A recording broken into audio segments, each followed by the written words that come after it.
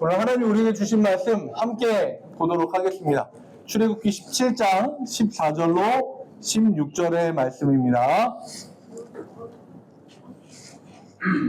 여러분들 주보와 그리고 앞에 화면에 나와 있으니까요. 14절부터 16절까지 짧은 3절이니까 다 같이 읽도록 하겠습니다. 한 목소리로. 우리 84분, 저까지 저를 안 셌네요. 85명까지, 85명의 힘찬 목소리로 함께 읽겠습니다. 시작! 여호와께서 모세에게 이르시되 이것을 책에 기록하여 기념하게 하고 여호수아의 귀에 외워 들리라. 내가 아말렉을 없이하여 천하에서 기억도 못하게 하리라. 모세가 제단을 쌓고 그 이름을 여호와 니시라 하고 이르되 여호와께서 맹세하시기를 여호와가 아말렉과 더불어 대대로 싸우리라 하셨다 하였더라. 아멘. 오늘은 문제 해결자라는 제목으로 출애굽기 17장 말씀을 함께 나누겠습니다. 지난 시간에 출애굽기 16장의 말씀을 같이 나눴는데요. 화면을 좀 보여주시면 만나의 이야기를 좀 나눴었는데, 만나가 뭔지 모를 때 사람들이 이게 뭘까라고 부른 게 만후라고 하는 말이었고, 그때 모세가 그게 무엇인지 알려주었습니다. 하나님이 주셔서 먹게 한 귀한 양식이다 라고 그 양식에 대해서 정의해 주었습니다. 그리고 만나는 믿음을 시험하고 하나님을 향한 신뢰를 알려주는 도구다 라고도 이야기를 나누었습니다. 그리고 모세가 꾸지람을 받는 것을 통해서, 그러니까 안식일에 만나를 또 거두러 나온 사람들이 있었을 때 하나님께 꾸지람을 받는 모습을 통해서 우리도 하나님 앞에 책임을 지는 자로서 훈련의 장인 광야의 삶 속에서 하나님을 향한 변함없는 신뢰를 배워가는 거다. 그리고 그것뿐만 아니라 우리의 후대에도 믿음을 전해주고 가르치고 세워가야 된다라고 하는 말씀을 같이 나눴습니다. 그리고 오늘은 이 출애굽기 17장의 말씀을 나눌 텐데, 이 출애굽기 17장을 이루는 사건은 크게 두 가지입니다. 하나는 앞부분에 나오는 1절부터 7절까지 르비딤 기갈 사건이고요. 그리고 다른 하나는 8절부터 16절까지 아말렉과의 전쟁, 이렇게 두 가지가 17장을 이루는 큰 구조적인 사건인데, 이 두 가지가요, 사건은 분명히 다른데 구조가 똑같습니다. 그래서 오늘은 이 구조에 대해서 여러분들과 함께 이야기를 나눠볼 텐데, 첫 번째는 문제의 발단 부분입니다. 그래서 여기를 보시면 르비딤 기갈 사건의 발단은요 1절부터 3절까지고요. 그리고 아말렉 전쟁 사건은 8절입니다. 그런데 이 사건의 발단 부분에, 문제의 발단 부분에 대해서 전쟁이라고 하는 것이 우리가 보통 생각하기에 훨씬 더 큰 일이라고 생각을 하는데, 이 전쟁에 대해서는 8절에 굉장히 간단하게 나오거든요. 뭐라고 하냐면 그때 아말렉이 와서 이스라엘과 르비딤에서 싸우니라. 이게 끝이에요. 아말렉이 왔어요. 그래서 르비딤에서 이스라엘하고 싸웠어요. 이게 끝입니다. 적이 와서 싸웠다. 이게 발단이에요. 그런데 르비딤에서의 기갈 사건은요 1절부터 3절까지 굉장히 길게 다룰 뿐만 아니라 굉장히 다르게 접근하는 걸 볼 수 있습니다. 자, 제가 여기서 1절 말씀을 써놨는데 강조하는 게 있어요. 뭐냐면 여호와의 명령대로, 그리고 그 다음에는 노정대로 행하여거든요. 르비딤에 도착을 했는데 거기에서 물이 없어서 사람들이 목이 마른 거예요. 그런데 거기까지 어떻게 갔냐 하면 여호와의 명령대로 거기에 간 거고요. 노정대로, 길이 예정되어 있는 대로 거기에 간 거예요. 그러니까 이거는 그냥 계획 없이 간 게 아니라 하나님께서 명령하셨고 하나님이 길을 짜준 대로 계획대로 해서 거기에 갔는데 거기에서 물이 없는 일이 일어났다라고 하는 겁니다. 그런데 사실 이스라엘 백성은 그 전에 비슷한 경험을 한 번 했어요. 신방사님 뒤에 문 좀 열어주세요. 네. 그 전에 비슷한 경험을 한 번 했어요. 언제예요? 마라에서 신물을 마셨을 때, 그때 마실 물이 없을 때 하나님께 외쳐서 간구하고 그리고 그 물이 바뀌는 역사가 일어났잖아요. 그 경험이 한 번 있어요. 그런데 이스라엘 백성은 물이 없다라고 생각을 하니까 이번에는요, 그전과는 다르게 분내어서 모세를 향하여 다투면서 반발하기 시작을 합니다. 이스라엘 백성을 우리가 조금 이해해 보려고 하면은요, 그래도 마라에서는 물이라도 있었잖아요. 시지만 물이라도 있었어요. 그래서 이 사람들이 생각하기에 가능성이 있었다라고 보는 거죠. 물을 바꾸기만 하면 되니까. 그럼 마실 수 있으니까. 근데 르비딤에서는 아예 물도 없는 거예요. 그러니까 이 사람들이 완전한 절망에 빠져서 여기서 이제 다투다라고 하는데 이게 싸우거나 해칠 기세로 모세에게 이야기하는 거예요. 그전에는 이게 뭡니까? 우리가 마실 물도 없이 왜 우리를 이런 데 데리고 옵니까? 라고 얘기하는 정도였다라고 하면 이번에는 온도가 완전히 다른 거예요. 야, 우리 저 모세라는 사람 지도자로 인정하지 못해. 그래서 4절 말씀에 보면 모세가 하나님께 간구하면서 이렇게 얘기합니다. 하나님, 조금 있으면 백성들이 돌을 들어서 저를 쳐 죽이려고 합니다. 라고 목숨의 위협을 느낄 정도로 백성들이 굉장히 강하게 모세에게 이야기하는 거예요.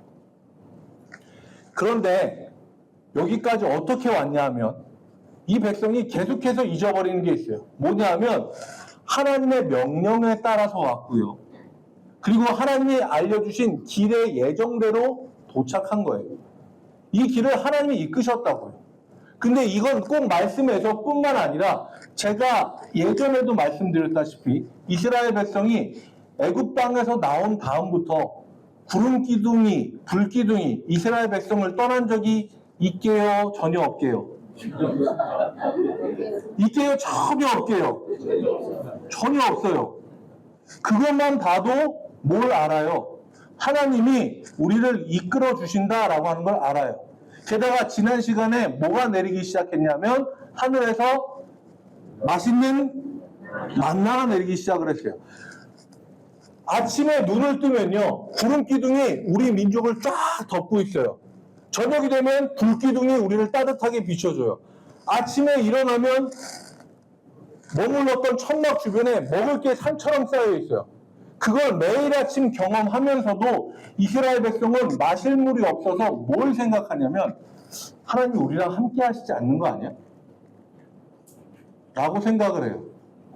제일 마지막 절, 이 1절부터 7절까지 르비딤의 기갈 사건을 다루면서 7절 말씀에 나오는 얘기가 뭐냐면요, 그가 그곳 이름을 마사 혹은 무리바라 불렀으니 이는 이스라엘 자손이 다투었으며 또는 그들이 여호와를 시험하여 이르기를 여호와께서 우리 중에 계신가 안 계신가 하였습니다. 매일 아침 눈 뜨면 구름 기둥과 불 기둥을 보고 산처럼 쌓인 만나를 보면서도 이스라엘 백성은 무슨 생각을 하냐면 하나님이 우리랑 안 계시는 것 같아 라고 얘기하는 거예요. 매일같이 기적을 경험하면서도 그들의 머릿속에 무슨 생각이 드냐면 하나님이 우리랑 안 계시는 것 같아. 마사라고 하는 거는요, 시험하다라고 하는 거고 무리바라고 하는 건 다투다, 싸우다라고 하는 거예요. 어쩌면요, 이 구조를 통해서 보여준 게 있잖아요.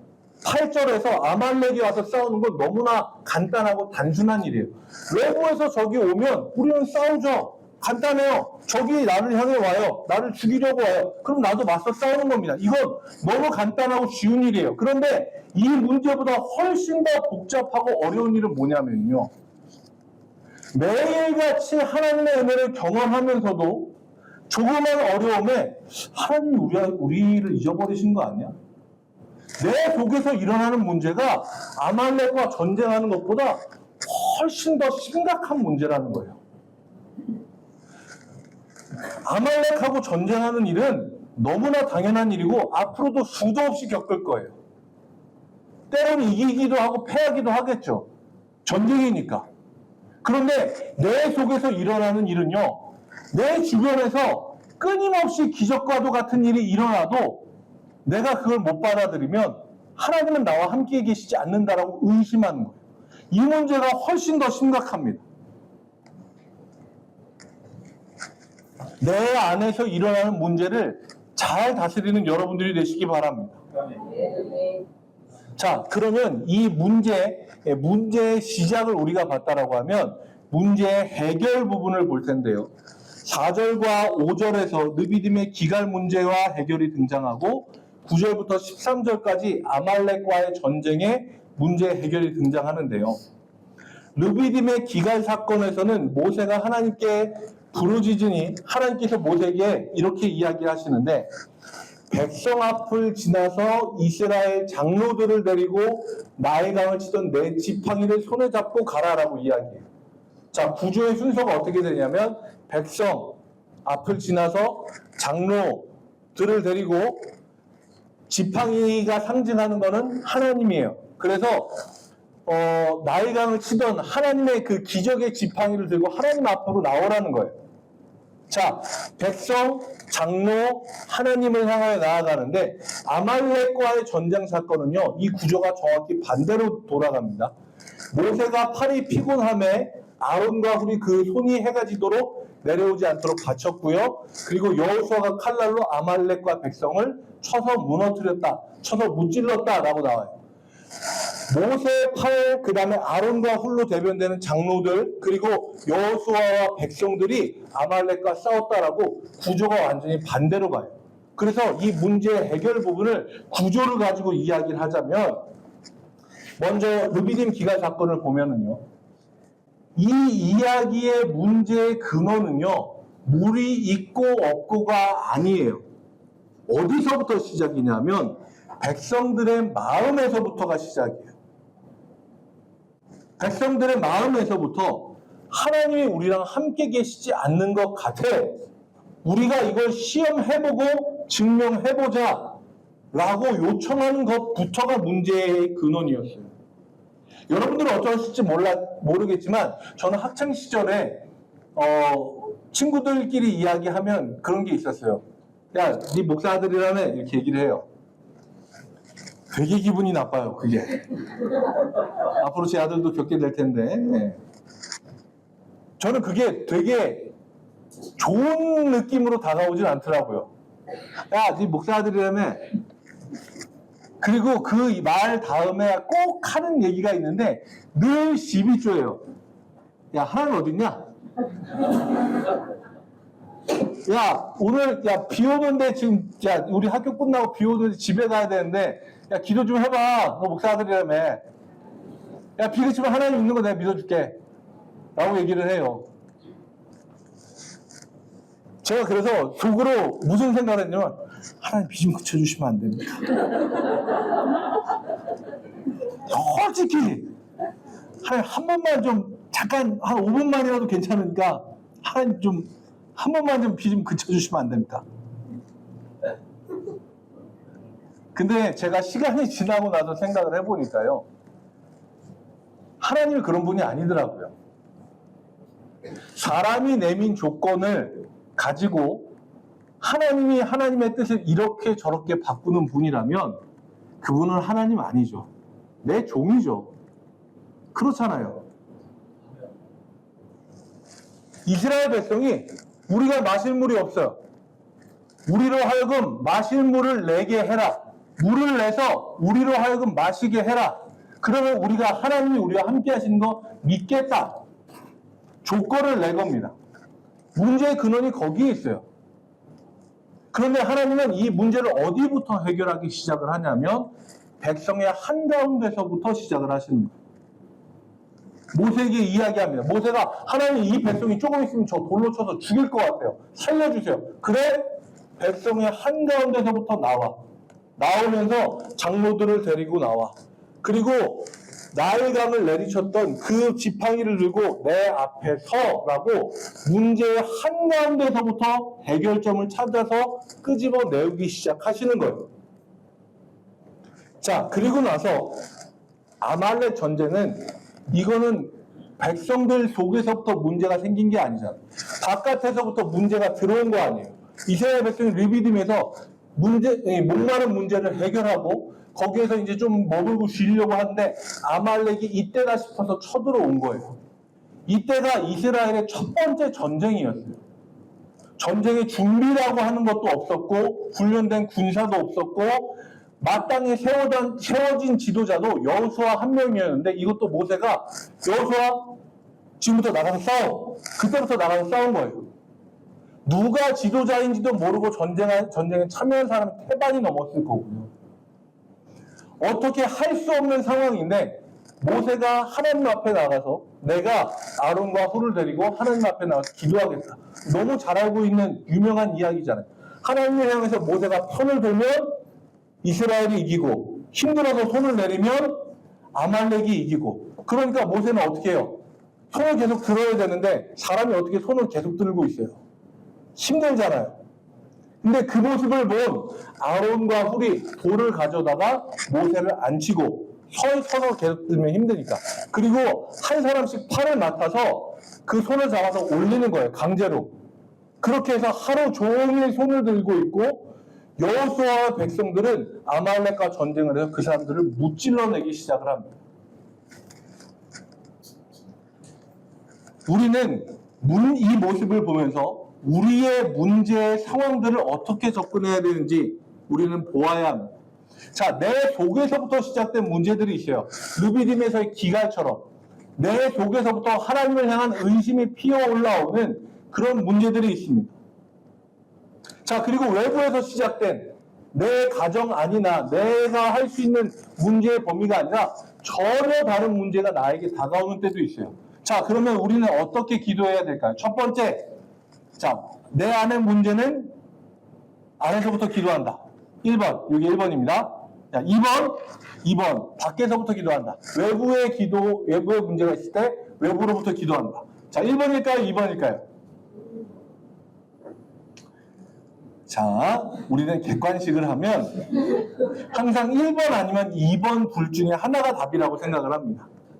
그런데 이 문제만큼은 좀 달라요.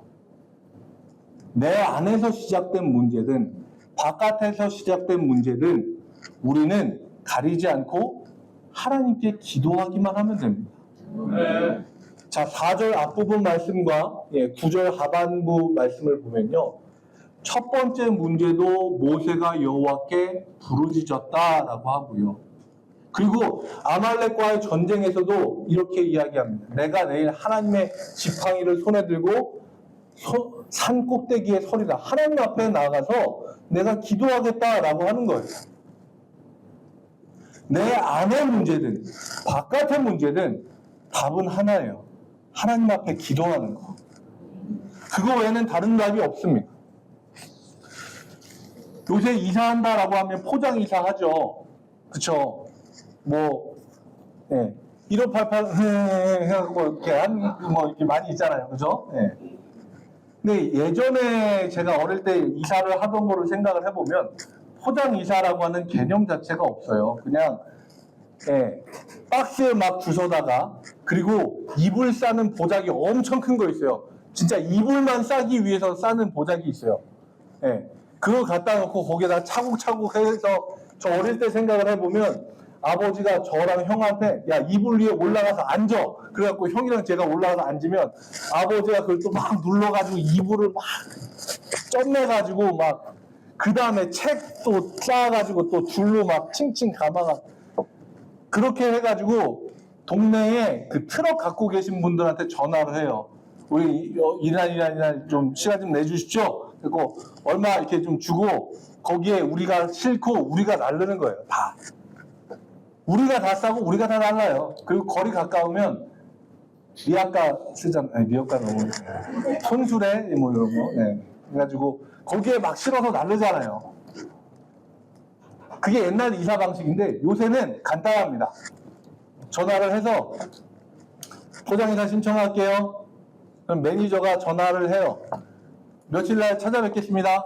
딱 와서 종이를 딱 들고 체크 딱딱딱딱 해서 사장님 견적 이렇게 나왔습니다. 주고 끝이에요.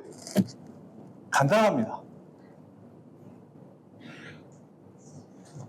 문제를 가지고 우리가 하나님 앞에 기도하는 게 이런 거예요. 방법은 하나님이 알아서 하세요. 우리는 포장이사 매니저한테 전화하는 것처럼 하나님께 기도하면 돼요. 대신에 구체적으로 기도해야죠. 근데 구체적으로 기도하는 이유는 따로 있어요. 하나님이 우리의 사정을 몰라서가 아니라 나의 이런 구체적인 상황에 하나님을 구체적으로 초대하는 거예요. 그래서 우리는 어떤 문제든, 내 속의 문제든, 바깥에서 일어난 문제든 하나님 앞에 기도하면 됩니다. 문제는 여러 가지일 수 있지만 답은 하나. 하나님 앞에 기도하고 간구하는 것. 기도에 손을 들고 부르짖는 겁니다. 우리가 있는 자리에서 하나님께 기도하고 문제 해결함을 받는 여러분들이 되시길 축복합니다. 이제 세 번째 단계거든요. 문제의 실행 단계, 해결의 실행 단계요. 해결의 실행 단계인데, 르비딤 기갈 사건을 보면은요, 거기서 하나님이 모세에게 방법을 얘기해 주세요. 여기서 내가는 하나님이에요. 호렙산에 있는 반석이 거기서 내 앞에 서리니 너는 그 반석을 치라. 그곳에서 물이 나오리니 백성이 마시리라 라고 이야기합니다. 그리고 아말렉 전쟁 사건은 여호수아가 칼날로 아말렉과 그 백성을 쳐서 무찌르니라 라고 해결의 실행이 돼요. 자, 그런데 우리가 여기에서 생각해야 되는 것은 왜? 라고 하는 질문이에요. 물을 내시는 기적에는 하나님이 반석 위에 서고 그 반석을 내리치라고 명령하시고, 아말렉의 전쟁에서는 여호수아의 칼날로 무찌르는 방법을 하나님이 왜 선택하셨을까라고 하는 거예요. 자, 그 이유에 대해서는요, 마지막 사건의 기념 4단계, 이걸 보면 알 수가 있습니다. 기념이라고 하는 건 뭐냐면 뜻깊은 일이나 의미 있는 걸 우리가 오래도록 간직하고 기억하기 위해 하는 거예요. 르비딤 기갈 사건의 기념은요 7절입니다. 그래서 이 7절에 나오는 것, 그가 그곳 이름을 마사 또는 무리바라고 불렀으니 이는 이스라엘 자손이 다투었으며 또는 그들이 여호와를 시험하여 이르기를 여호와께서 우리 중에 계신가 안 계신가 하였습니다. 그곳에 이름을 붙여요. 마사 또는 무리바라고 이름을 붙입니다. 그리고 아말렉 전쟁 사건에서도 거기서도 마찬가지로 여태까지 없었던 이름이 등장하는데 뭐냐면 여호와 니시라고 하는 것이 등장합니다. 자, 먼저 르비딤 기갈 사건을 좀 볼게요. 하나님이 반석 위에 서시고 모세가 지팡이로 바위를 내리치면 거기에서 물이 나오게 되는 거예요. 자, 마사라고 하는 건 시험, 입증, 증명이라고 하는 거고요. 무리바는 다툼, 분쟁, 싸움이에요.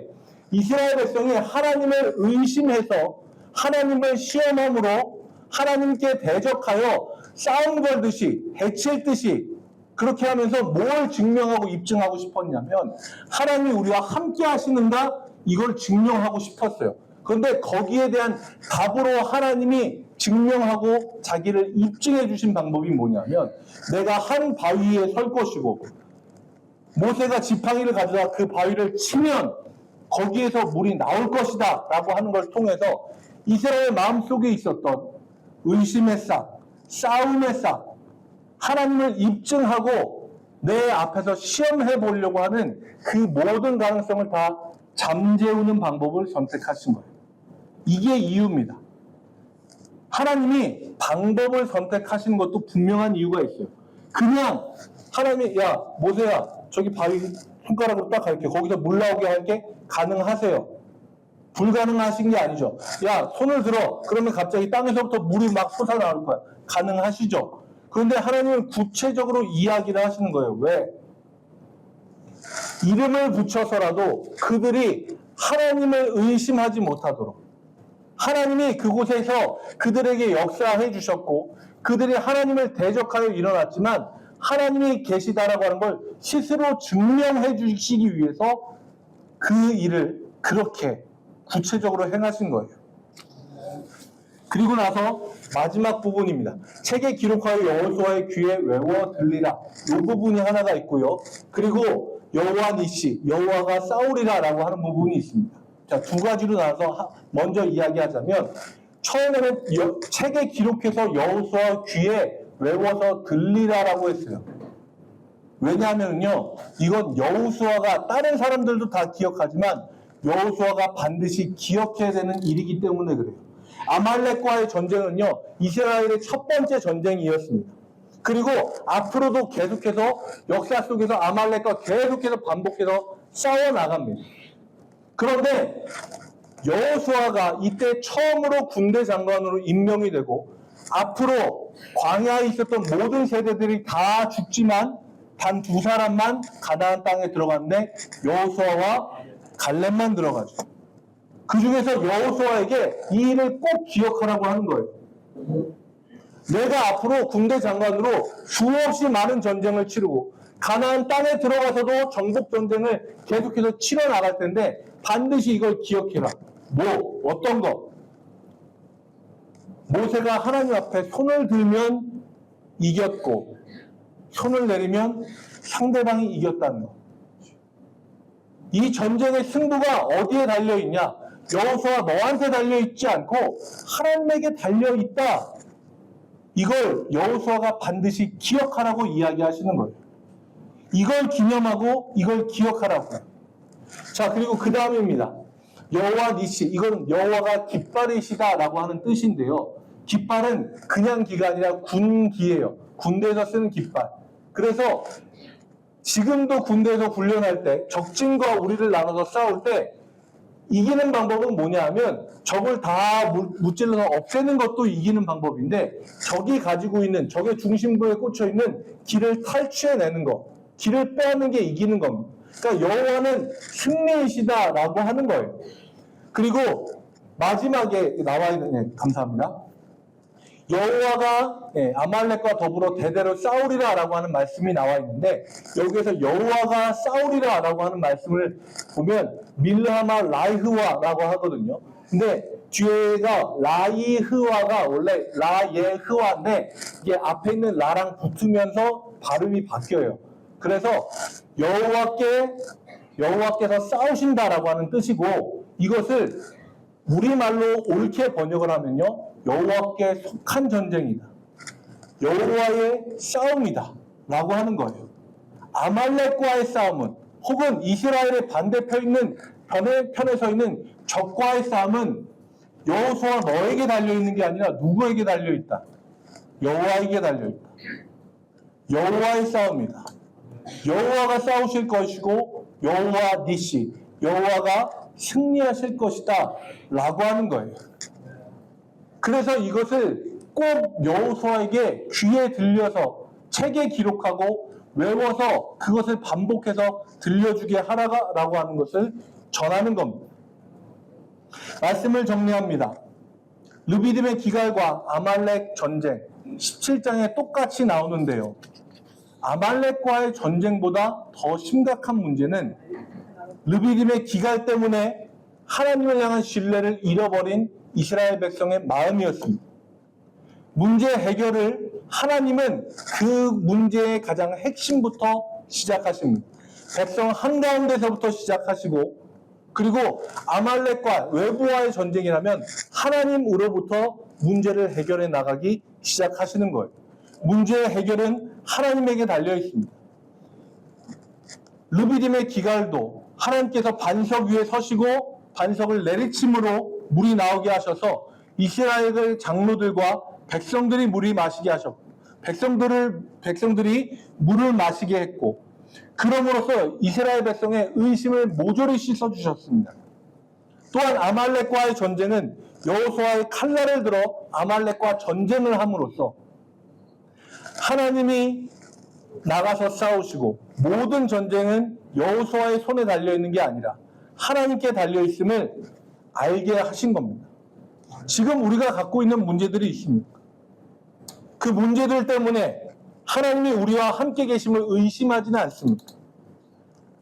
어쩌면 외부에 일어나는 문제보다 우리가 하나님이 우리와 함께 하시는가 아닌가 의심하는 게 훨씬 더 큰 문제일 수 있습니다. 우리는 문제 앞에 엎드리는 게 아니라 하나님 앞에 엎드려야 합니다. 문제는 여러 가지여도 해결자는 하나님 한 분이십니다. 문제의 해결이 하나님께 속해 있고 아말렉과의 전쟁도 내 속에서 일어나는 모든 의심도 하나님이 해결자가 되어주십니다. 광야와 같은 우리의 인생길 한가운데서 진정한 해결자가 되어주시는 주님 앞에 엎드리고 주님과 승리하며 약속의 땅을 향하여 전진해가는 장자일교회 성도님들이 되시길 주님의 이름으로 축복합니다. 함께 찬양하고 기도하겠습니다.